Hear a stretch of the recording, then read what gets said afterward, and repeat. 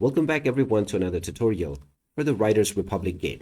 In this video, I'm going to show you how you can enable or disable cross-platform play within this game. So let's get started right away. First of all, launch the Riders Republic game on your device, and you may continue playing from wherever you last left off. Now, if you wish to play with players from other platforms, just pause your game by pressing the start button or the escape button on your keyboard. Then go into options and make sure that you are inside the gameplay tab.